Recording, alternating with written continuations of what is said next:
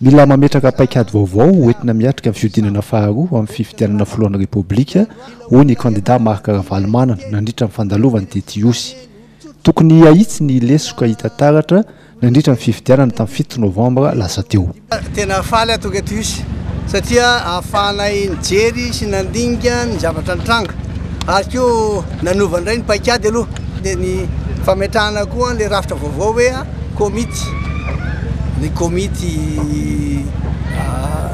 25 na ny komity 2020 satria zany be da be ireo olona natevin-darana ireo antoko politika izay faly sy manantena hoe hiasa hiaraka ka dia faly izay hoe nametraka tsara ny olona taty hoe manomboka izao zany dia aleo hiasa hiaraka tsika mba ahafahantsika mibata ny fandresena amin'ny 20 volana Desambra ho avy izao. Zay ny antony. Ankoatra dia voaresaka ihany koa ny momba ny ady amin'ny kolokolo satria ho an'ny faritra toy ny faritra Iorombe dia anisan'ny mifandray mivantana ny resaka kolokolo sy ny fandriampahalemana. Ampiasa fitaovana moderne tsika nareo any avy malala ny hoe e-gouvernance.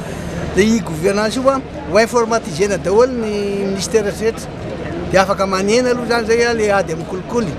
Fa na zany na tsy zany ary mbola misy fampianarana fa zao koa nge tena lozy tena sahirana be malagasy amin'ny lanjam-bolantsika ambany loatra nefa re karamany tsy niakatra tsy isy nietsika dia tao zao nisy ny teny hoe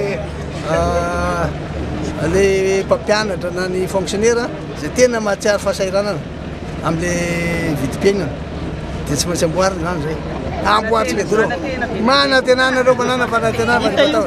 Faritra Piopy-Omby moa ny faritra Iorombe ka tokony hitondrana vahaolana ny momba io sehatrasy io ho ihany ny candidat Marc Ravalomanana. Zay ny olona atao fampitomboana ny isan'ny omby mihitsy atao Madagasikara mba maika andreo satria raha io mbola tsy ampy io nefa malagasy fitiavany ny omby za koa tena tia omby.